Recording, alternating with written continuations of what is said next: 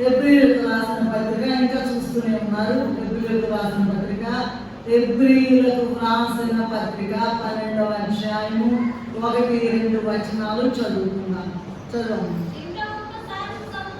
ఇంత గొప్ప సాక్షి సమూహము మేఘము వలె మనలను ఆవరించినందున మనము కూడా ప్రతి భారము సులువుగా చిక్కులు పెట్టు పాపమును విడిచిపెట్టి విశ్వాసమునకు కర్తయు దానిని కొనసాగించువాడునైనా యేసు వైపు చూచుచు మన ఎదుట ఉంచబడిన పందెంలో ఓపికతో పరిగెత్తుదురు. ప్రార్థన చేసుకుందాం. మమ్మల్ని మిగిలిగా ప్రేమించిన మా తండ్రి, ఏమిచ్చినా మేము తీర్చుకోలేము. ఈ దినం మాకు సంస్కార కార్యక్రమం నాయన నీకు స్తోత్రం. ప్రభు సంస్కారపు విందు పరుగెత్తుకొని రమ్మని చెప్పారు నాయన. పరుగెత్తుకొని రావాలి దేవానికి స్తోత్రం. ఇక్కడ కూడా పరిగెత్తదు అనే మాట ఉంది. మనిషి యొక్క జీవితం అంతా పరుగు పందెమే నాయన. ఆ పరుగులో గెలిచేవారందరూ ఓడేవారందరూ మనుషుల యొక్క జీవిత కాలంలో పరుగునిచ్చి ఆయన అందరినీ గెలవాలని ఆశపడుతూ ఉన్నారు. అందరినీ మహిమ మేర ఎక్కించాలని ఆశపడుతూ ఉన్నారు. ఎవరు కూడా వెనకబడకుండా ఈ వాక్యం వినే వారందరూ కూడా పరుగు పందెంలో ముందుంది నాయన. బహుమానాన్ని పొందుకుని నీ చేత బలానమ్మకమైన మంచి దాసులని సర్టిఫికెట్ పొందుకోవడానికి ఈ వాక్యాన్ని వినే అందరికీ కూడా సహాయం దయచేయమని మీరే వచ్చి వేసి నాయన అయోగ్యురాలైన నాతో మీ పిల్లలైన వారితో మీ ప్రేమించిన వారితో మాట్లాడమని వచ్చి వేసిన యేసయ్య అతి పరిశుద్ధమైన నామములో ఎంతో వినయంతో వేడుకుని ప్రార్థిస్తున్నాము తండ్రి. ఇంత గొప్ప సాక్షి సమూహము మళ్ళా చదువుతున్నానండి. మేఘం వలె మనలను ఆవరించినందున మనము కూడా ఒక్కొక్క వచనం చూసుకుందాం, ఒక్కొక్క మాట కూడా చూసుకుందాం. ప్రతి భారమును సులువుగా చిక్కులు పెట్టు పాపమును విడిచిపెట్టి విశ్వాసమునకు కర్తయు దానిని కొనసాగించువాడునైనా యేసు వైపు చూచుచు మన ఎదుట ఉంచబడిన పందెంలో ఓపికతో పరిగెత్తుదాము. మరి ఈ దినము మన వాక్య భాగం ఏంటంటే, మన ధ్యానాంశం పేరేంటంటే, అందరూ చెప్పాలంటూ చూడకండి, పరిగెత్తలేము. ఏంటి వాక్య భాగం? ఈ వాక్యం యొక్క ముఖ్యమైన అంశం ఏంటంటే పరుగెత్తండి. చెప్తారా మళ్ళీ? ఏంటి? పరిగెత్తాలా నడవాలా? పరిగెత్తాలా? అందరూ పరిగెత్తుతారా? ఎవరు ఈ సాక్షి సమూహము అని చెప్పారేంటి అని ఇక్కడ చూసుకున్నట్లయితే, ఇంత గొప్ప సాక్షి సమూహము అని ఉన్నది. మేఘం వలె మనల్ని ఆవరించి ఉన్నదట అక్కడ. ఏమండి, ఎంత గొప్ప సాక్షి సమూహం అంటే 11వ అధ్యాయంలో విశ్వాస వీరులు పరిగెత్తారంట.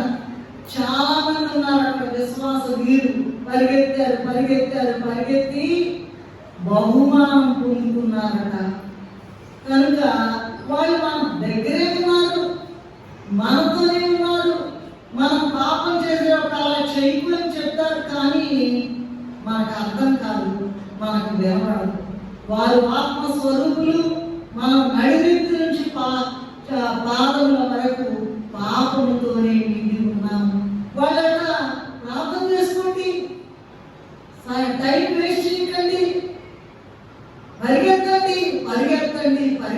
మేము పరిగెత్తాం. ఆ ఎవరో పరిగెత్తిన వాళ్ళు ఇంత గొప్ప సాక్షి సమూహము మనకన్నా ముందు వెళ్ళిపోయి పరిగెత్తి పరలోకాన్ని చేరిన వారట మేఘంలాగా మనల్ని ఆవరించి ఉన్నందున అప్పుడు మనం ఏం చేయాలంట?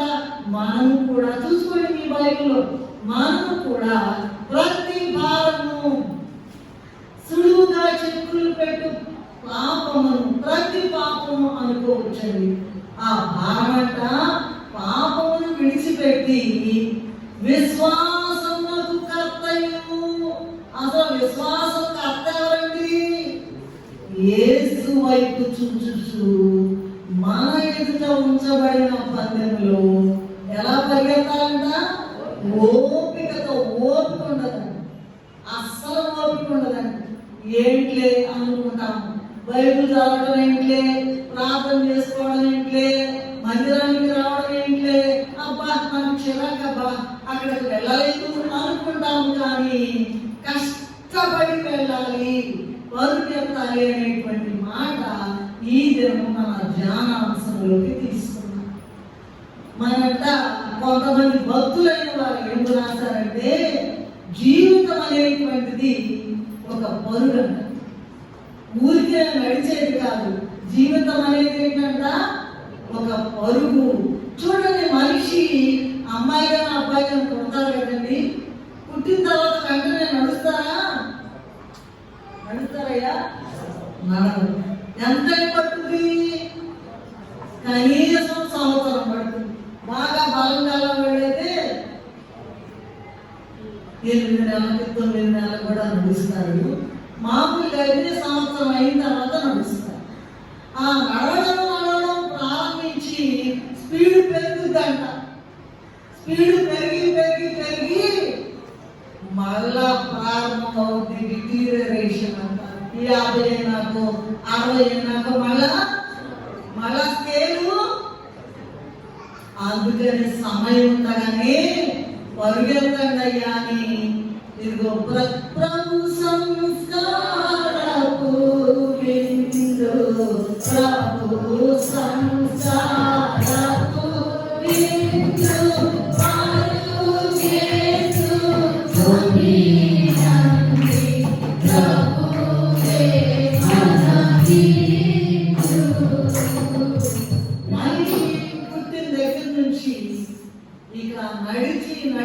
నడిచి పీక్ స్టేజ్కి వెళ్ళిపోతే పరుగు అయిపోయిన తర్వాత మరలా ప్రారంభమవుతుంది. మళ్ళీ స్కేల్ కిందకి దిగి ఒకరోజు ఈ పరుగు సడన్ గా ఆగిపోతుంది. అయ్యా ఆయన లేదయ్యా అంటారు, ఈయన లేదయ్యా అంటారు, పలానా లేదయ్యా అంటారు. ఎందుకంటే పరుగు అయిపోయిందండి. మరి ఎలా పరిగెత్తాలి ఏంటనేటువంటిది మనం ఈ దినము వాక్యము ధ్యానం చేసుకుంటాం. పరుగెత్తండి అనేటువంటి మాట. పరుగులండి 2 రకాలు. ఎన్ని రకాలమ్మా? పరుగులు 2 రకాలు. ఒకటి భూ సంబంధమైన పరుగు, రెండవది ఆత్మీయ సంబంధమైన పరుగు.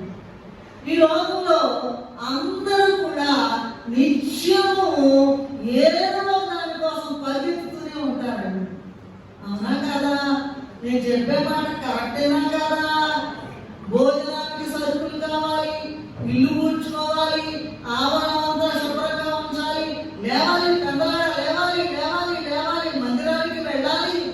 ఎంత పరుగులండి. ఉద్యోగం ఏమండి? 2 రకాలు, భూ సంబంధమైన పరుగు, ఆత్మ సంబంధమైన పరుగు. ఈ భూ సంబంధమైన పరుగు ఏంటంటే, ఇందాక నేను చెప్పాను కదా, వంట చేసుకోవాలి, కూరగాయలు తెచ్చుకోవాలి, బట్టల శుభ్రం చేసుకోవాలి, ఇల్లంతా శుద్ధిగా ఉంచుకోవాలి, ఎన్నో ఉన్నాయి. వాటితో పాటుగా ఉద్యోగాల కోసం పరుగులు. బాగా చదువుకున్న వాడు ఉద్యోగం లేకపోతే ఏమంటారమ్మా? బాగా చదువుకున్నాడు కానయ్యా, బాగా చదువుకున్నాడు కానీ అమ్మాయి ఉద్యోగం ఇంకా రాలేదయ్యా, ఎదురు చూస్తున్నాం. అదొక పరుగండి. డబ్బు కోసం పరుగు, ఇంకా ఎక్కువ షేర్స్ని ఇంకా ఎక్కువ సంపాదిద్దాం అని అదొక పరుగు, డబ్బు కోసం పరుగు. ఇల్లు లేవనుకోండి, స్థలం ఎక్కడ కొనాలా, కట్టిన ఇల్లు కొనాలా, అపార్ట్మెంట్ కొనాలా, ఇండిపెండెంట్ హౌస్ కొనాలా, ఏ ఏరియాలో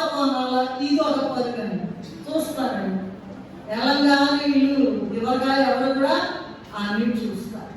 బంగారం కోసం పరుగండి. ఎక్కువ బంగారం కొంటే మనకి ఇబ్బంది ఉండదని బంగారం కోసం పరుగు. సమాజంలో హోదా కోసం పరుగు. అందరికన్నా మనమే ఎక్కువ ఉండాలి, అందరూ కూడా మనమే చూడాలి. హోదా కోసం పరుగు. పొలం కొనడానికి పరుగండి. పొలం కొనడానికి పరుగు. వివాహానికి కూడా ఒక పరుగు. ఎన్ని సంబంధాలు చూస్తారు, కుదరదు కుదరదు కుదరదు. వివాహాల కొరకు పరుగు. వివాహం అయిన తర్వాత పిల్లల కోసం పరుగు. ప్రార్థన చేయడమ్మా, మా కోసం ప్రార్థన చేయడం. పిల్లల కోసం పరుగు.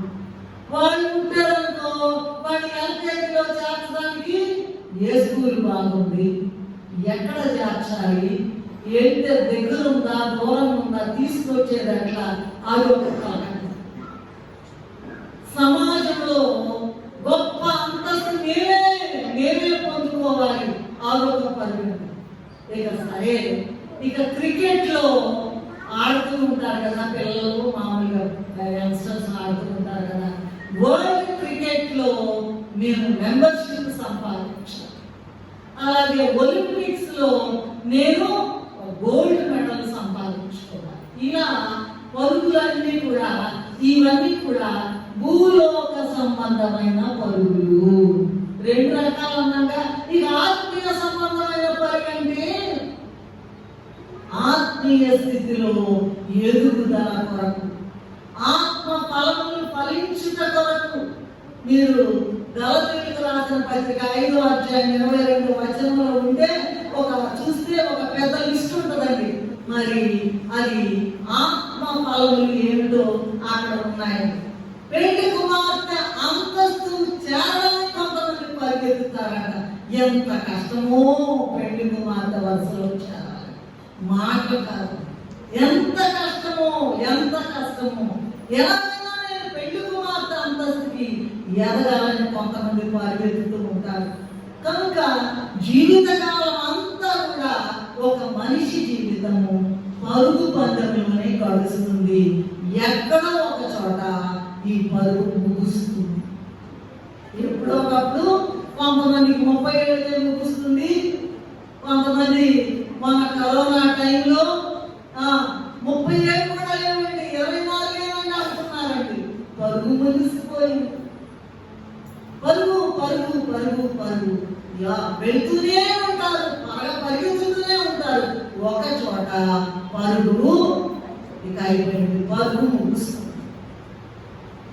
భూ సంబంధమైన పరుగులో అయినా సరే, సరే ఆత్మ సంబంధమైన పరుగులు మేము లాభం లేదండి, మేము చేయలేకపోతున్నాము అని బాధపడి దిగులు కలిగి ఉన్నట్లయితే, భూ సంబంధమైన పరుగులో ఉన్నట్లయితే, అదైనా సరే మనం పరిగెత్తేటప్పుడు భూ సంబంధమైన వాటిని క్రమముగా మన మనస్సులో నుండి తొలగించుకుని యేసు వైపు చూడాలన్నదే ఈ దినం మన వాక్య సారాంశం.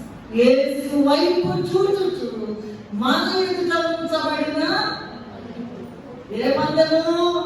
పరుగు పందెములు ఓపికతో అందరూ పరిగెత్తనే, ఎవరు కూడా కూర్చునే వాళ్ళు, అందరూ పరిగెత్తనే. కనుక దీనికి మరి ఎలా చేయాలండి మాకు చెప్పండి కాస్త. ఎలా చేయాలి? మేమేం భూ సంబంధమైన పరుగులోనే ఉన్నామండి. మేము కూడా పెళ్లి కుమార్తె అంతస్తులకి చేరాలి, మేము కూడా ఎలాగైనా మేఘమెక్కాలి, మేము కూడా రాకడలో ఎగిరి వెళ్ళాలి అనుకున్నట్లయితే ఒక చిన్న రహస్యం ఇదేమో చెప్తాను. ఏంటో చూడండి. మత్తయి సువార్త 6వ అధ్యాయము 33వ వచనం చదువుతారా? మరియు 6:33 అమ్మ. కాబట్టి మీరు ఆయన రాజ్యమును నీతిని మొదట వెదకుడి, అప్పుడు అవన్నీ అనుగ్రహింపబడు. ఒకసారి చూడండి, నా వైపు చూడండి. ఇప్పుడు ఎందుకు చెప్తున్నాము? ఉద్యోగాల కోసం పరుగు. ఇంకా చెప్పండి అమ్మా. వివాహాల కొరకు పరుగు, బిడ్డల కొరకు పరుగు, ఇంకా ఇంకా చెప్పండి, బంగారం కోసం పరుగు, ఇళ్ల కోసం పరుగు, డబ్బు కోసం పరుగు, అన్నిటి కోసం పరిగే ఈ పరుగులో ఆత్మీయ అంతస్తుకి చేరాలంటే ఏం చేయాలంట? యేసు వైపు, ఆయన రాజ్యము, ఆయన దేవుని రాజ్యము, ఆయన నీతిని. ఈ రహస్యం తెలియక వాళ్ళే అల్లాడిపోతా ఉంటారు. రాత్రంతా శ్రమ పడినా రాలేదు ప్రభు జయము, ఎన్ని డబ్బులను చేస్తా కుదరట్లేదండి, మాకు కలిసి రావట్లేదండి. దేవుడు లేకుండా ఏం కలిసి వస్తుందమ్మా? ఆ పరిగెత్తేదో ఆయన రాజ్యము, ఆయన నీతిని మొదట వెతికినట్లయితే అప్పుడు పైన మనం చెప్పుకున్నాయని కూడా మన కాళ్ళ దగ్గరకు వచ్చి పడతాయి. తెలియక అల్లాడిపోతాం. మందిరంలోకి వచ్చి కూర్చోండి, ప్రార్థన చేయండి, దేవుని వైపు చూడండి. ఏది కావాలంటే నువ్వు వెళ్ళక్కర్లా, అవే నీ కాళ్ళ దగ్గరికి వస్తాయి. ఆలస్యం తెలియక పరిగెత్తి సోలిపోతూ ఉన్నారు మనుషులైనటువంటి వారు. మరి ఈ పరుగు అనేటువంటిది ఆశను తెలియజేస్తూ ఉన్నది. ఆశ ఏంటి? దేనికమ్మా? మంచి భార్య, మంచి భర్త, మంచి బిడ్డలు, మంచి చదువు. ఆశ ఇంకెంత చూసినా ఆశ అనే దానికి పరిమితి లేదు. ఇంకా ఎంతైనా నచ్చదు, ఇంకా బాగుంటే బాగుంటుందా అనుకుంటారండి. అయితే ఏ ఆశ? భూ సంబంధమైన ఆశ, లేకపోతే పరలోక సంబంధమైన ఆశ. ఈ ఆశల్లో పడి మనుషులు కొట్టుకుంటూ యేసయ్య వైపు చూడక, ఆయన రాజ్యము, ఆయన నీతిని వెదకక ఎన్నో ఇబ్బందులు పడుతూ ఉన్నారు. ఈ దినము మనకు ఇవ్వబడిన జ్ఞాన వాక్యం ఏంటంటే, ఈ పరుగు పందెంలో, అంటే బైబిల్ గ్రంథంలో ఈ పరుగు పందెంలో మనం ఇందాక చెప్పుకున్నాం 11వ అధ్యాయం విశ్వాస వీరులు పరిగెత్తి అనేక మంది బహుమానాలు పొందుకున్నారట. వాళ్ళని చూడండి, అదిగో ఎంత గొప్ప సాక్షి సమూహాన్ని చూడండి. మీరు కూడా పరిగెత్తండి. ఆ పరిగెత్తిన వారెవరో, వారు పొందిన బహుమానం ఏమిటో చూసుకుని చాలా మంది, లెక్కలేనంత మంది ఉన్నారు బైబిల్ గ్రంథంలో. కొద్ది మందిని మాత్రమే ఈ దినం మనము ధ్యానం చేసుకున్నాం. మొదట చూసినట్లయితే పౌలు గారు, ఈయన మొదట సౌలుగా తన జీవితాన్ని ప్రారంభించి భూ సంబంధమైన వాటి వరకు భలే పరిగెత్తాడంట. చూడండి, అపోస్తల కార్య గ్రంథము 9వ అధ్యాయము 1వ వచనం చదవండి త్వరగా. ప్రభు యొక్క శిష్యులను ఎదిరించడం, హత్య చేయటం ఎంత భయంకరమో చూడండి. ప్రభు యొక్క శిష్యుల్ని ఎదిరించడం, వారి హత్య చేయడం, తనకు ప్రాణాధారమైనట్లు ఆ ప్రధాన యాజకుని వద్దకు వెళ్ళి, ఈ మార్గమందున మనుష్యులైనను పురుషులైనను స్త్రీలైనను బంధించి యెరూషలేమునకు తీసుకుని వెళ్ళుటకు పత్రికలేమని. చూడండి, చాలా గొప్ప విద్యావేత్త పౌలు గారు. చాలా గొప్ప చదువు చదువుకున్నాడు ఆయన. చాలా డిగ్రీలు ఉన్నాయంట సౌలు గారి తర్వాత పౌలు గారు దమస్కు మార్గము. సరే, మరి ఆయన చెప్పిన మాట ఏంటో, ఆయన ఏమనుకున్నాడంట? ఆయన చేసింది రైట్ అనుకున్నాడంట. ఈ భూ సంబంధమైన వాళ్ళకే కరెక్ట్ అనుకున్నాడంట. యేసయ్య శిష్యులను, ఆయన శిష్యులను ఇదిగో మరి వాళ్ళని బంధించడము, హత్య చేస్తే బాగుంటుంది, అదే గొప్ప పరుగు అనుకున్నాడంట. అది భూ సంబంధమైన పరుగు తెలియదు ఆయనకి. కానీ భూ సంబంధమైన పరుగులో నుండి పరుగులోకి వచ్చి ఏం మాట్లాడుతున్నాడో చూడండి ఒకసారి. తిమోతికి రాసిన 2వ పత్రిక 4వ అధ్యాయం 7వ వచనం చదువుతారా? తిమోతి 2వ తిమోతి 4:7. మంచి పోరాటం పోరాడింది, నా పరుగు కడముట్టించింది, నా కొరకు చెప్పండమ్మా నీతి కిరీటం. ఎక్కడి పోరాటం పోరాడాడంట? మంచి పోరాటం. ముందేమో చెడ్డ పోరాటం. అదే మంచిది అనుకున్నాడు. పొరపాటు పడతా ఉంటాం మనం కూడా. మనం చేసింది రైట్ అనుకుంటాం, మనమే రైట్ వేసుకుంటాం, మనం చేసింది నేను చేసింది రైట్. అట్లా కాదు. మంచి పోరాటం పోరాడింది, నా పరుగు కాడముట్టించింది, నా కొరకు నీతి కిరీటము ఉంచబడి ఉన్నది. ఇంకొక ఆట కూడా చూపిస్తాను. ఫిలిప్పీయులకు రాసిన పత్రిక 3వ అధ్యాయము 12 చదువుకుందామా? త్వరగా చదవాలి. ఫిలిప్పి ఇది వరకు నేను చదవను. నేను గెలిచి తినను, సంపూర్ణ సిద్ధి పొందినది అయినను నేను అనుకుంటలేదు. కానీ దేని నిమిత్తము క్రీస్తు యేసు చేత పట్టబడినో దాన్ని పట్టుకోవాలని పరుగెత్తుచున్నాను. ఏంటంట? ఇంతకుముందు ఏమో తెలియదంట. ఇదిగో మరి ఏంటంట అంటే సమస్తం, ఇంకా చూసినట్లయితే 11వ వచనం పైకి వెళ్ళినట్లయితే సమస్తము పెంటగా ఎంచుకుంటా. ఇప్పుడు మనం చెప్పుకున్న ఆ లిస్టులోని అన్ని కూడా తూ అని చూసేయాలంట. అది సాధ్యమేనా?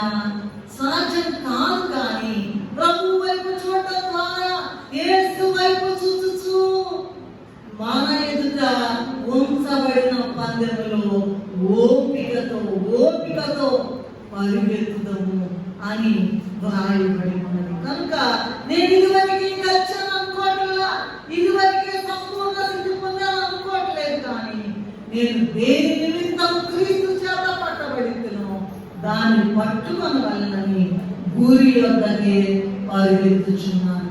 యోబు గ్రంథంలో చూసినట్లయితే 7వ అధ్యాయం 1వ వచనము, భూమి మీద నరుల కాలము యుద్ధ కాలము కాదా? ఏంటమ్మా? భూమి మీద నరుల కాలము యుద్ధ కాలం. ఏదో ఉండాలి. మెదకుండా పుట్టినోడేమో ఊరిలో పడుకోని కలత పడితే ఊరుకుంటారా? ఊరుకోరు, పరిగెత్తుతారు. నాకు అది కావాలి, ఇది కావాలి, అది కావాలి, ఇది కావాలి, ట్రాన్స్ఫర్ కావాలి, ప్రమోషన్ కావాలి. పరిగే భూమి మీద నరుల కాలము యుద్ధ కాలం కాదా? కనుక ఇదిగో ఈ గొప్ప కిరీటం పొందాలని పౌలు గారు పరిగెత్తుతున్నట్లుగా చూస్తూ ఉన్నాం. రెండవది చూసినట్లయితే మరి ఆదికాండ గ్రంథము 24వ అధ్యాయం 20వ వచనం చూసినట్లయితే, ఆదికాండము 24 20వ వచనం చూసినట్లయితే రేణుకా పరుగు కనబడుతున్నది. ఇక్కడ త్వరగా గాడిలో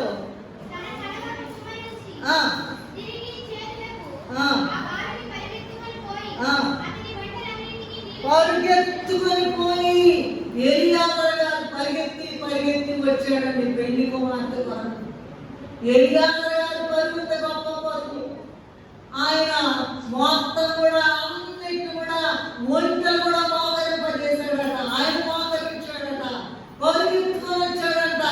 సరే ఎవరు వస్తారు? ఎవరు? నా యజమానుని కుమారుడికి ఏర్పాటు చేయబడింది ఎవరు అనుకుంటుంటే ఈమె చేసిందమ్మా, కొద్ది మంచినీళ్ళు ఇస్తావా? చాలా దూర ప్రయాణం చేసి వచ్చారు ఇక్కడ. అమ్మా కొంచెం మంచినీళ్ళు ఇస్తావంటే ఏమంటుంది? ఏమంటుందమ్మా? ఆ సేవకుడు ఆమెను ఎదుర్కొనుటకు పరుగెత్తి, నీ కడవలో కొంచెం నీళ్లు దయచేసి నన్ను త్రాగనిమని అడిగాను. అందుకు ఆమె అయ్యా త్రాగమని చెప్పి త్వరగా అతని కడవను చేతి మీదకి దించుకుని అతనికి దాహం ఇచ్చాను. మరియు ఆమె అతనికి దాహం ఇచ్చిన తరువాత నీ ఒంటెలు త్రాగు మట్టుకు వాటికి నీళ్లు చేరిపోయిందని చెప్పి త్వరగా గాలిలో తన కళలకు మరించి తిరిగి చేతులకు ఆ బావికి పరుగెత్తుకొని పోయి ఆ ఒంటెలన్నిటికీ నీళ్లు చేరిపోతుంది. ఎంత గొప్ప మాట! కొద్దిగా గ్లాసులో మంచినీళ్ళు ఇవ్వమ్మా అని చెప్పారు. ఆయన పరిగెత్తి పరిగెత్తి పరిగెత్తి ప్రార్థన చేస్తూ కనిపెడతా ఉన్నాడు. ఇక్కడ ఈ రెబ్బకలు అనేటువంటి అమ్మంట, అమ్మ కొద్దిగా మంచినీళ్ళు ఇవ్వంటే ఈమంట కడవ తీసుకుని పరుగున గాడిలోకి వెళ్ళి మంచినీళ్ళు చేతిలో గ్లాస్ ఇవ్వడం కాదు, ఎన్ని వంటలు ఉన్నాయో అన్ని వంటలకి కూడా చేతి పోసిందంట. అందుకొరకు ఆమె పరిగెత్తిందంట. కీర్తన గ్రంథం ఒకసారి మనం చూసినట్లయితే నాకు ఒక మాట గుర్తొస్తూ ఉన్నది. 119వ అధ్యాయం 32వ వచనం చదువుకుందాం. కీర్తనలు దావీదు మహారాజు రాసిన కీర్తన గ్రంథం. అమ్మ ఒక్క నిమిషం. 119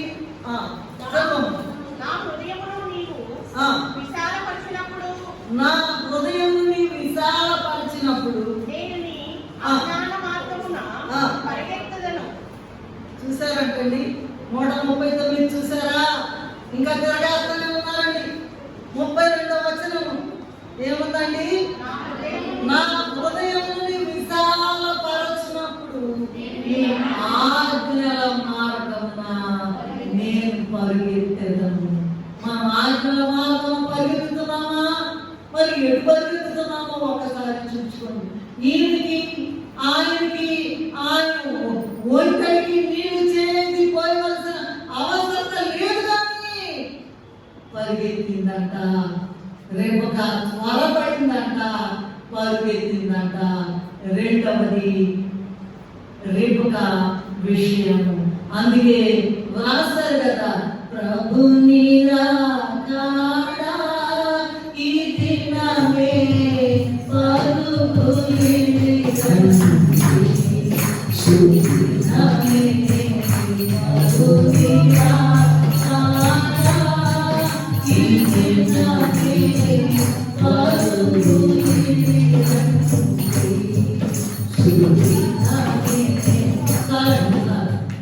మొదట ఎవరు పరిగెత్తారండి? పౌలు గారు పరిగెత్తారు. రెండవది రెబెకా గారు పరిగెత్తారు.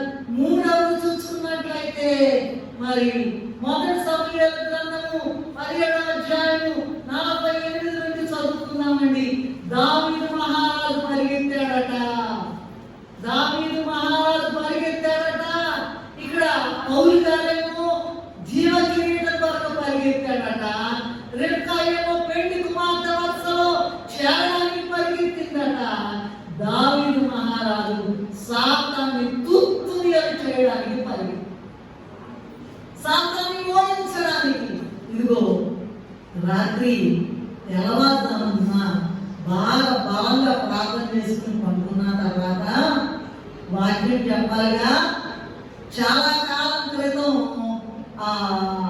తగిలిన దెబ్బ బాగా లాగుతుందండి. ఏం చేస్తుంది? ఎందుకు లాగడానికి ముందు ఏం చేస్తుందో తెలుసా? అది ఆ బాక్స్ ఉన్నాయి చూసారా? ఆ నల్ల మొత్తం నడిపించి అరికాల వరకు వేసుకొని వచ్చింది. నువ్వు చెప్తావా వాక్యం? నువ్వు చెప్తావా? ఏమందండి? ఏమైపోయింది? అది ఓడిందా లేదా? అదే ఓడిపోయింది. నువ్వేం చేయవు? సాతాను క్రియలకు సర్వనాశనము నీలాలం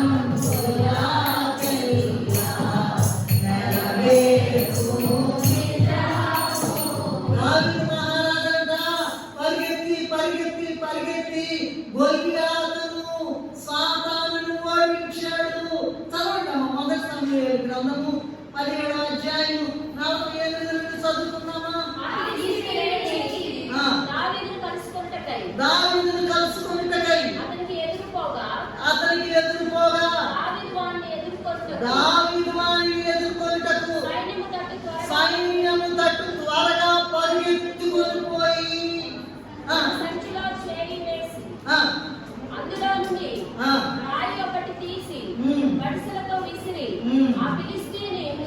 కొట్టెను.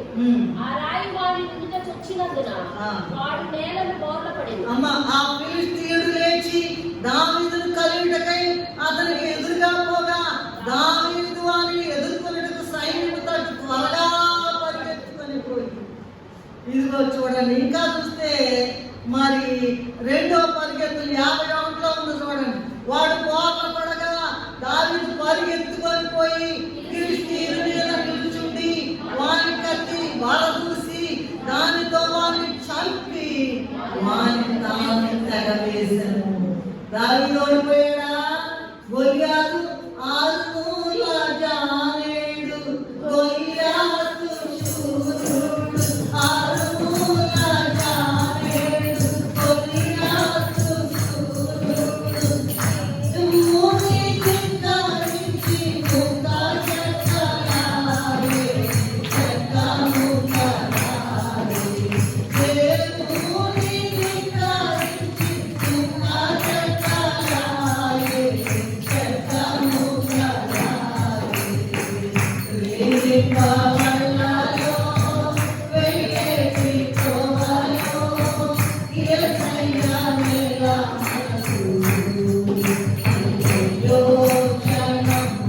మనసు దావీదన్నా, ఏంటి నేను కుక్కనా? నన్ను ఎదుర్కోవడానికి వస్తున్నావు అన్నాడట.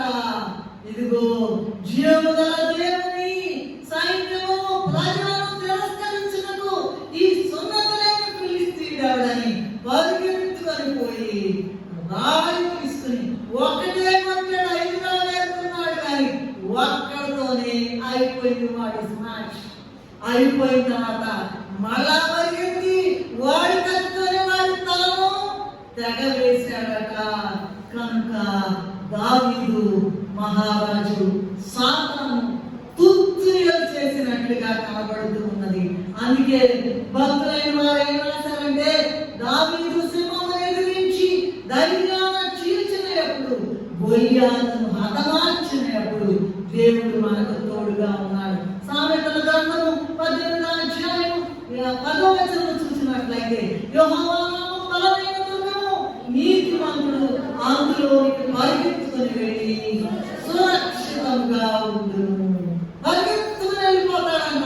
ఎందుకంటే అటు ఇటు పరిగెత్తడం, మందిరంలోకి పరిగెత్తుకుని రండి, ఆయన ఆలయంలోకి పరిగెత్తుకుని రండి, ఆయన గడపని దగ్గర కాచుకుని ఉండండి. రోమీయులకు రాసిన పత్రిక 16వ అధ్యాయం 20వ వచనంలో చూసినట్లయితే, సమాధానకర్తయైన దేవుడే సాతానుని కాళ్ళ క్రింద, ఒక చోట పాదముల క్రింద ఉంది, కాళ్ళ క్రింద చిన్నగా తొక్కించును. నేను అది చూస్తేను దేవదాసయ్య గారు రాశారు, నేను చదివాను. భయపడితే సాతాను ఇంకా భయపెట్టుద్దాను. నువ్వేం చేస్తాడా సాతాను? ఈ రోగం నన్ను ఏం చేస్తా సాతానా? ఈ జబ్బు నన్ను ఏం చేస్తా సాతానా? ఈ చింతన నన్ను ఏం చేస్తా సాతానా? ఈ శోధన నన్ను ఏం చేస్తా సాతానా? నేను తొక్కి పడేస్తున్నానని తొక్కితే కానీ అది వెళ్ళదట. ఎంత గొప్ప దేవుడు అది! దావీదు మహారాజు పరిగెత్తి సాతాను ఏం చేశాడంట? తుత్తునియలుగా చేశాడట. కనుక భయపడకూడదు. అది 4వ చూసినట్లయితే ఏలియా గారు పరిగెత్తి పరిగెత్తి పరిగెత్తి దేవుని శక్తిని ప్రజలకు చూపారట. మొదటి రాజుల గ్రంథము 18వ అధ్యాయము 45-46 చదువుకుందాం. మొదటి రాజులు 18 ఆకాశ మేఘములతోను గాలివానతోను కారు కమ్మెను. మోపైన వాన కురిసెను గనుక ఆహాబు రథమెక్కి యెజ్రెయేలునకు యెహోవా హస్తము ఏలియాను బలపరచగా అతడు నడుము బిగించుకుని అహాబు కంటే ముందుగా పరిగెత్తుకొని పోయి యెజ్రెయేలు గుమ్మమున వద్దకు వచ్చెను. చూడండి, ఏలియా గారంట పరిగెత్తాడంట. పరిగెత్తితే ఇక్కడ అహాబు రాజుగారు ఎవరండి? అహాబు ఎవరండి? రాజుగారు ఆయన. ఇదిగో లేదు, వర్షం లేదు, మొత్తం కరువు ఎండిపోయి భూములన్నీ కూడా కరువు వచ్చేసింది. అయ్యా వర్షం కావాలంటే ఏలియా గారు మోకాళ్ళ సందులో తన తలను పెట్టుకుని ప్రార్థన చేస్తూ ఉన్నాడు. 7 సార్లు చూడమన్నాడు సేవకుడిని. 7వ సారట ఆరచేయంత మేఘం కనపడిందంట. సముద్రంలో నుంచి ఆరచేయంత మేఘం పైకి వచ్చిందంట. అప్పుడు చెప్పాడు కదా, ఇదిగో రాజుగారు ఎలా అవుతున్నాడు చూడండి. ఇక్కడ మనం చదివిన దాంట్లో రాజుగారంట రథమెక్కి యెజ్రెయేలునకు వెళ్ళిపోయాను. దేవుని ప్రవక్త ఏమో ఎక్కమని ఉంటాడు, ఖచ్చితంగా ఎక్కలేదండి. ఎందుకో తెలుసా? దేవుని శక్తి ఏంటో రాజుగారికి దేవుని మొత్తాన్ని చూపించడానికి. రాయ్యా ప్రవక్త అంటే దేవుని సేవకులు అంటే ఎవరైనా చాలా ప్రాధాన్యత ఇస్తారు, గౌరవిస్తారు కదా. వాళ్ళకైతే మాకు దీవులు అనుకుంటారు కదా. అయితే ఈయన రథమెక్కమని అడుగుంటాడు అహాబు గారు. అయితే పద నువ్వు ముందే వెళ్ళు. ఎందుకంటే ఈయన రథం గొప్పదా, మనిషి కాలు నడక గొప్పదా? నడిచేట పైగా మామూలు రథం కాదండి, రాజుగారి రథం అంట. ఇక్కడ ఏమని రాయబడి ఉన్నది? యెహోవా హస్తము ఏలియాను బలపరచగా అతడు నడుము బిగించుకుని అహాబు కంటే ముందుగా పరిగెత్తుకొని పోయి. ఏమంటే రాజుగారు గెలిచాడా? దేవుని సేవకుడు ప్రవక్త గెలిచాడా? రథాలేమి పనికి రాలే ఇక్కడ. ఏమండి? మొదటి దశలోనికి రాసిన పత్రిక 4:16 తర్వాత చదువుకుందాం. 1వ వచనం పాడుకుందాం. ఏలియా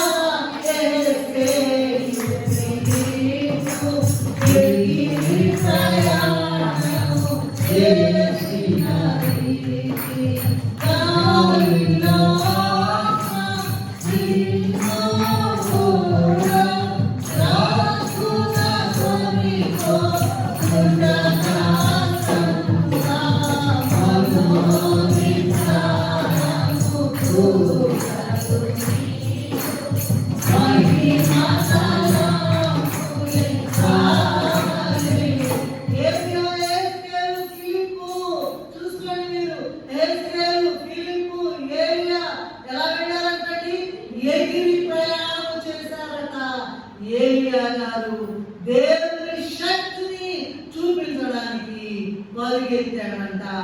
మన సంగతి ఇప్పుడు చదువుకున్నాం కదా.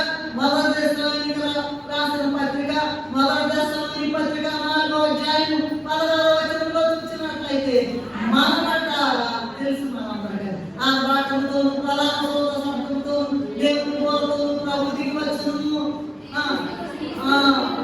అది తెలిసిందే కదా. మళ్ళా ఈ మొదటి దశలోని పత్రిక 4వ అధ్యాయం 16వ వచనంలో ఉన్నట్లుగా మనమంట ముందేమో బుద్ధులు వేస్తారు, తర్వాత సజీవులమై నిలిచింది మనము ఎలా వెళ్తామంటే ఎగురుతూ వెళ్ళిపోతామంట.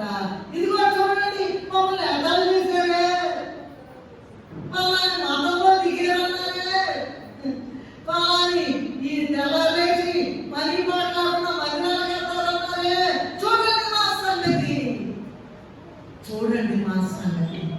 ఏలియా పరుగెత్తి దేవుని శక్తిని చూపించినట్లుగా మనము కూడా సిద్ధపడి పరిగెత్తి యేసు వైపు చూచుచూ పరిగెత్తి మనము కూడా ఎగిరే సీన్ అందరికీ చూపిస్తాం. ఏం చూపిస్తామండి? చెప్పండి అమ్మా. ఎగిరే సీను అందరూ చూచి రొమ్ము కొట్టుకుంటారట. అటువంటి శక్తిని మనం కూడా పొందడానికి మనం ఏం చేయాలమ్మా? పరిగెత్తాలి. యేసు వైపు చూచుచు మన ఎదుట ఉంచబడిన పందెంలో ఓపికతో పరిగెత్తు. 4 అయిపోయినా 5వ చూసినట్లయితే మగ్దలేనే మరియా ఈయన కూడా పరిగెత్తిందంట. మరి యోహాను సువార్త 20వ అధ్యాయము 15లో చూడండి, ఈయన పరిగెత్తింది.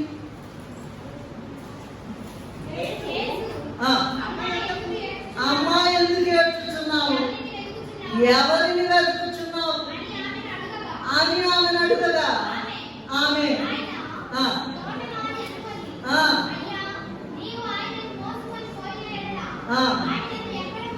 ఎక్కడ ఉంచిందో నాతో చెప్పు, నేను ఆయన ఎత్తుకొని పోతుందంటండి. అమ్మ ఒక్కసారి ఆలోచిద్దాం.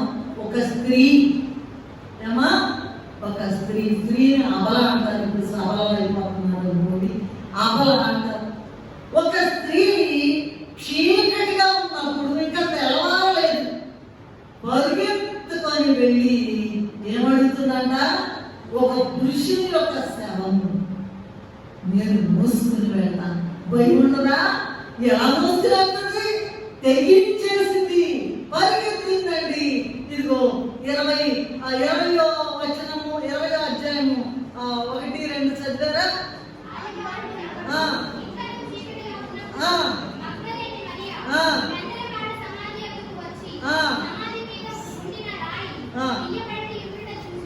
గనుక ఆమె పరిగెత్తుకొని పరిగెత్తుకొని ఎలాంటి రండి రండి రండి రండి రండి వాళ్ళు కూడా పరిగెత్తున్నారు. 4వ వచనంలో వారిద్దరు కూడి పరిగెత్తుచుండగా ఏమా మగ్దలేనే మరియ పరిగెత్తిందంట. ఇంకా ఇంకా చీకటిగా ఉండగా మత్తయి సువార్త 28:20లో కూడా 28:8లో కూడా మనం చూడవచ్చు. ఈ మగ్దలేనే మరియ యొక్క అనుభవం, ప్రభువును చూచి మాట్లాడే అనుభవం, ఇదే బైబిల్ మిషన్ అనుభవం. ప్రభువును చూచి మాట్లాడాలి, అదేనండి ఇప్పుడు మన యొక్క ధ్యానం. యేసు వైపు చూచుచు దేవుడు కనబడి మాట్లాడును, దేవుడు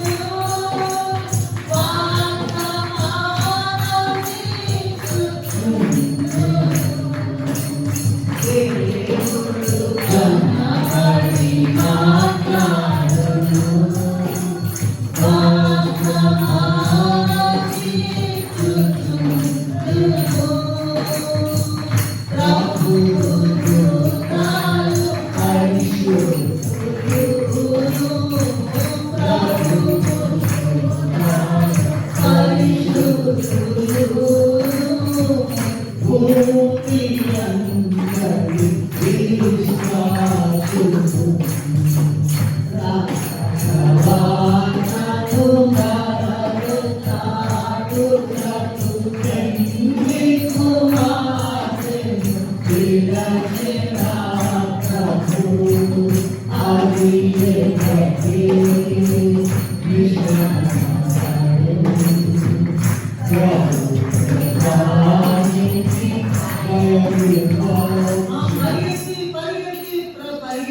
ప్రభువును చూచి దాకా వదిలిపెట్టలేదు. ప్రభువును చూచి ప్రభు గలిలయలో ఉన్నాడండి, అక్కడ నేను కనపడతానంటే మగ్దలేనే వారి కోసము ఆయన యొక్క చెప్పండి ఆయన యొక్క ప్రోగ్రామ్ మార్చుకున్నాను. అక్కడే ఉంది, ఏడుస్తుంది, వెంటనే నేను ఆయన శవాన్ని మోసుకెళ్తాను. ఎక్కడ పెట్టారో చెప్పండి. పరుగెత్తుతుంది. ఆ పరుగు నీకు నాకు ఉన్నదా? మగ్దలేనే మరియ పరిగెత్తి ప్రభువును చూచింది. చూడటమే కాదు, ఆయనతో మాట్లాడింది కూడా. కనుక మగ్దలేనే మరియ అయినది. ఆ 6వ చూసినట్లయితే అబ్రహాము గారి వరకు చూద్దాము. ఆదికాండ గ్రంథము 18వ అధ్యాయము 6-7 వచనాలు చదువుతున్నట్లయితే, తండ్రి కుమార పరిశుద్ధాత్మలను వారికి భోజనము తయారు చేయడానికి అబ్రహాము గారు పరిగెత్తినట్లుగా ఉన్నది. చదువుతారా? త్వరగా వెళ్ళి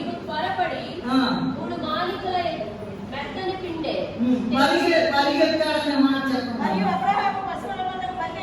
పరిగెత్తి చాలా. Thank you very much. ఆ తండ్రి కుమార పరిశుద్ధాత్మకు భోజనం సిద్ధపడడానికి పరచడానికి పరిగెత్తాడు. ఆతిథ్యం ఇచ్చి 18వ అధ్యాయం ఆదికాండంలో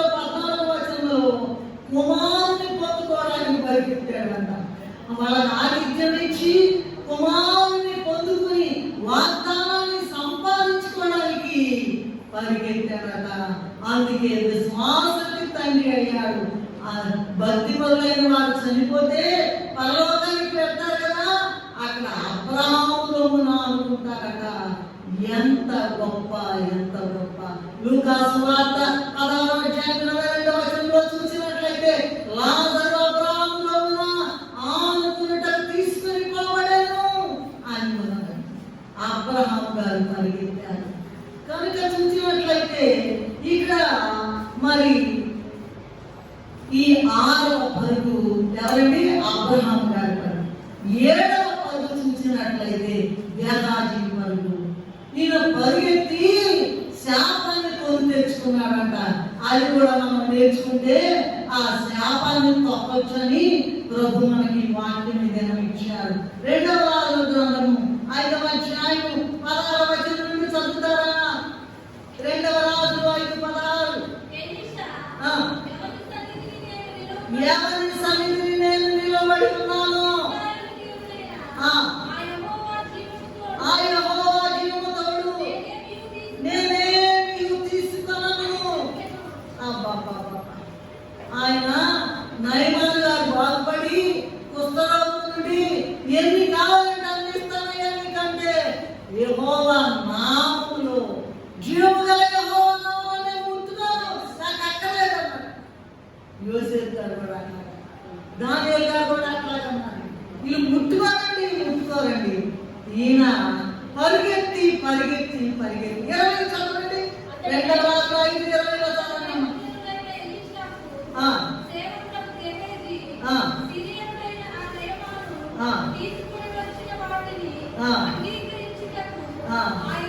పరిగెత్తే మాట ఎక్కడ ఉందో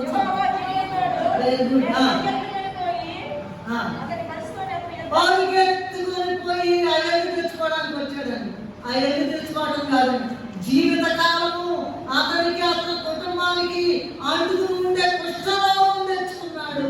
మిగతా ఇప్పుడు చెప్పుకున్న 6 కూడా గొప్ప బహుమానాలు పొందారు. మనం అలా ఉండకూడదని దేవుడు మనకి ఈ వాక్యం ఇచ్చాడు. ఎలీషా ప్రవక్త గారు పరలోక సంబంధమైన వాటి వరకు పరిగెత్తి నయమానుకి కుష్ఠరోగం నయం చేస్తే లేదా మార్పిస్తే, గెహాజీ భూ సంబంధమైన వాటి వరకు పరిగెత్తి ఆ రోగాన్ని తెచ్చుకున్నాడు. ఎందుకంటే మొదటి తిమోతి పత్రిక 4వ అధ్యాయం 9-10 వచనాల్లో చూసినట్లయితే ధనాపేక్ష సమస్త కీడులకు మూలము అని ఉన్నది. కనుక ధనం కోసం పరిగెత్తి ఏం తెచ్చుకున్నాడమ్మా? కుష్ఠరోగం తెచ్చుకున్నాడు.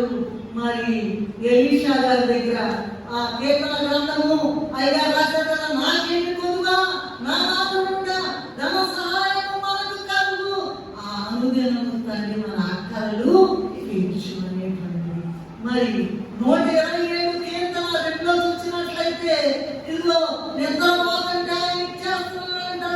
సామెత గ్రంథము 15వ అధ్యాయం 6లో చూసినట్లయితే చదవండి అమ్మా. సామెతలు 15 చదవండి. 127 2 చదవండి. గొప్ప ధననిధి. చాలా సామెతలు 15 వేకునే లేచి 127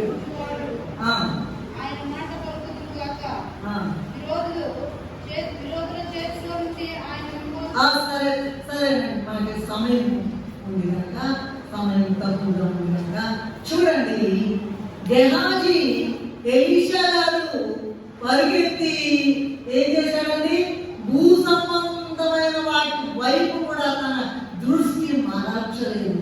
ఆయన దృష్టి అంతా కూడా పరలోకం వైపే ఉన్నది.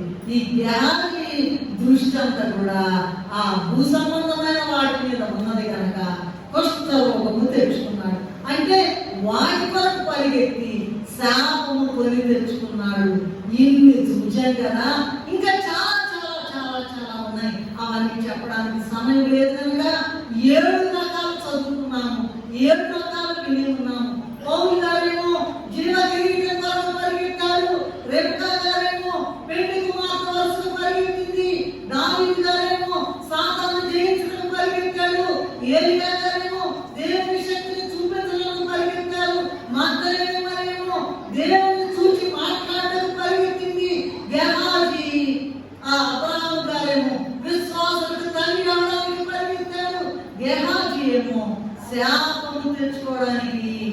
కొలి తెచ్చుకోవడానికి పరిగెత్తాడు కనుక, అయ్యా అమ్మ ఇది వినేవాళ్ళందరూ కూడా విజ్ఞానం ఏంటంటే ఏప్రిల్కి రాసిన పత్రిక 12 చూసినట్లయితే నీ ఎంత ఉంచబడిన పందెంలో ఓపికతో పరిగెత్తాలి. మొదటి కొరింథీయులకు రాసిన పత్రిక 9:24-27 చదువుకున్నట్లయితే చదవండి. మొదటి కొరింథీయులు 9:24.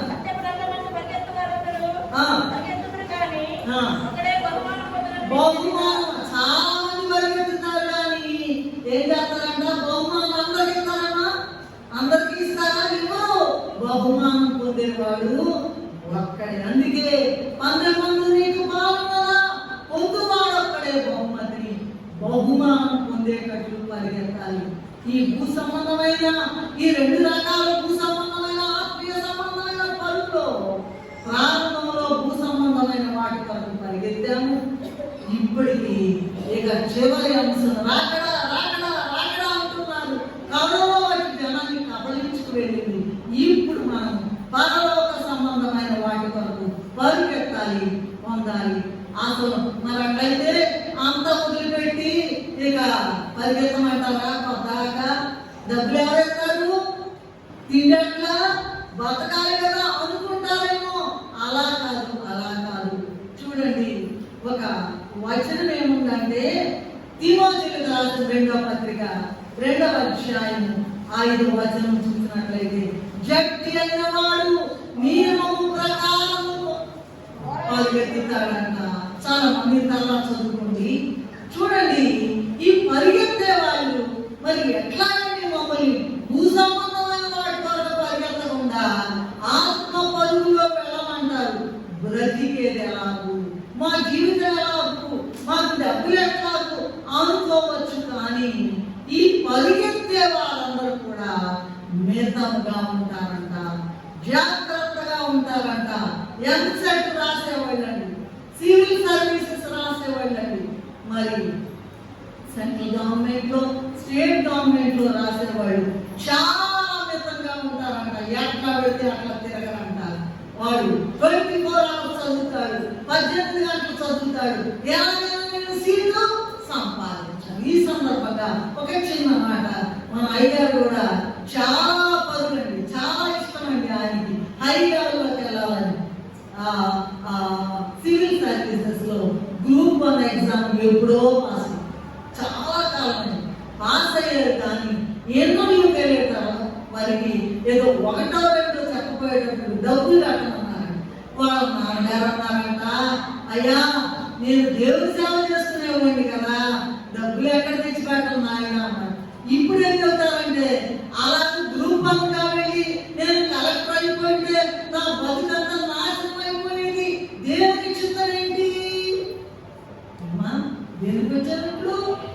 దేవుని పని కొరకు వచ్చాం. ఎవరికి తెలియదు, నేను ఇప్పుడు చెప్పలేదు. గ్రూప్ 1 సర్వీస్ లో ఫస్ట్ అటెంప్ట్ లోనే పాస్. ఎప్పుడో కలెక్టర్ ఉండాల్సింది, కానీ ప్రభు రానివ్వలేదు. ఇంటర్వ్యూ వదిలే చాలైనా నువ్వు పరీక్షలో రెండల్లో పాస్ అయ్యే చాలు అయ్యా అని నువ్వు నా పనికి రావాలని పిలుచుకున్నారు కనుక మరి దేవుడు మరి ఆయనలో గొప్ప పందెం కాసేవాళ్ళని పిలుచుకుంటారు. ఏలియా గారు కూడా పందెం కాసేవాడు, అయ్యగారు కూడా చాలా మందితో పందెం కాస్తారంట. నువ్వు నా పనికి రావాలని పిలుచుకున్నారు కనుక ఇవన్నీ కూడా భూ సంబంధమైన క్షయ కిరీటం కొరకు పరిగెత్తితే మరి మనం వీటన్నిటిని మించినటువంటి పర సంబంధమైన అక్షయ కిరీటం కొరకు ఉండాలంటే 2వ తిమోతియుల పత్రిక 2వ అధ్యాయం 5వ వచనం నాకు చదువుకున్నట్లుగా ప్రార్థన నియమం ప్రకారం చేయాలి, బైబిల్ నియమం ప్రకారం చదవాలి, మన మాటల నియమం ప్రకారం మాట్లాడాలి, పనుల నియమం ప్రకారం చేయాలి, మన తలంపులన్నీ కూడా ఆయనకి ఇష్టమైనట్లుగా ఉండాలి. నువ్వు ఎంత పైకి ఎదిగినా ఈ జీవితం అయిన తర్వాత ఆయన దగ్గరికి వెళ్ళి లెక్క అప్పచెప్పాలి కదా. రోమిలకు రాసిన పత్రిక 14వ అధ్యాయం 12వ వచనం చూసినట్లయితే 14-12 ప్రతి వాడు కూడా తన పని కొరకు తాను జీవించిన జీవితం కొరకు లెక్క ఒప్ప చెప్పవలసినదని ఉన్నది. యోబు గారు మరి మొదటి అధ్యాయము 8వ వచనంలో మరి ఆ ప్రభు ఏం చెప్తున్నారంటే ఆయన గురించి యేసయ్య యెహోవా తండ్రి ఏం చెప్పారంటే భూమి మీద ఆయన వంటి వాడు ఎవడు కూడా లేడు అని చెప్తుంటే ఆయన మొత్తం నష్టమైపోయిన తర్వాత ప్రాణం తప్పిపోయేటప్పుడు ఆయన ఏమంటాడంటే అయ్యా నీ దయా నీ ఇష్టమయ్యా నీ ఇష్టం వచ్చినట్లుగా నన్ను నలుపయ్యా అంటున్నాడండి. ఎంత గొప్ప మాట. మొత్తంలో గొప్ప గొప్ప ఏమంటారు ధనవంతుడండి. మొత్తం పోయింది, ఎంత కూడా లేదు, చిలకతో కోరుకుంటున్నాడు. అటువంటి ఆయన యేసయ్య ప్రభు నన్ను తన ఇష్టం వచ్చినట్టు యోబు గ్రంథం 6వ అధ్యాయం 9వ వచనం తన ఇష్టం వచ్చినట్టుగా నన్ను నలుపును గాక అని మాట్లాడుతున్నాను. మనం కూడా అదిగో అయ్యా నీ ఇష్టం వచ్చినట్టుగా నాకు నలుపు పెట్టి నలిపి పెళ్లి కుమార్తెగా తయారు చేయమని ప్రార్థన చేయాలి. మరి చివరి దినాల్లో ఉన్నాము, అంత్య దినాల్లో ఉన్నాము, అపాయకరమైన కాలంలో ఉన్నాము, రెండవ రాకడ కాలంలో ఉన్నాము. ప్రతిదినం కూడా దేవాలయంలో కూడుకునే అవకాశం ఇవ్వబడిన కాలంలో ఉన్నాము. వీటి కొరకు పరిగెత్తండి, సంస్కారాల కొరకు పరిగెత్తుకుని రండి. మరి ప్రభు ఏమంటున్నారంటే నా పాపం కింది నాకు నడచి రాకున్నా నా పాపంతో తెలుసని కానీ మాట్లాడుతున్నారు. ఎంత బాధ ఆయనకి. అటువంటి బాధ ఆయన కన్నీరు తొడగడానికి నీ మాను మోస్తాను, నీ మాను మోస్తాను ప్రభా, నీ కన్నీరు తుడుస్తానని, నీ రక్తం తుడుస్తానని ఎవరైతే అనగలరో వారి కొరకు ఎదురు చూస్తున్నారు. అలా పరిగెత్తి వారందరిలాగా ఇదిగో అన్ని కిరీటాలు పొందే భాగ్యం తండ్రి మనకి అనుగ్రహించిన గాక. మమ్మల్ని మిగిలిగా ప్రేమించిన మాట నీ భాగంలో ఏమి నాయన జ్ఞానం లేదా నాయన ఏమి తెలియదు. అయితే సాతాను వచ్చి నాయన వెళ్ళనిద్దామని చూస్తాను కానీ అయ్యా నీకే జైలుదే ప్రభువా. అయ్యా ఏదో తెలిసి తెలియక నేను మాటలో తప్పులుంటే క్షమించుకున్నావా. వినేవారందరి హృదయాల్లో నీ ఆత్మ సహాయం అందించినాను. అందరూ కూడా పరిగెత్తి ఆయన పరలోక పట్టణంలో ఆయన పరలోకంలో ఎన్ని గొప్ప కిరీటాలు, నీతి కిరీటము దేవా, జీవ కిరీటము, ఇంకా ఆనంద కిరీటము, ఎన్ని కిరీటాలు ఉన్నాయి. ఆ కిరీటాలను పొందుకునే ధన్యత మాకు అనుగ్రహించినారు. మా మధ్యకు వచ్చి వేసి మాట్లాడిన యేసయ్య అది పరిశుద్ధమైన నామములు స్తుతి చెల్లించి వేడుకుంటున్నాము తండ్రి.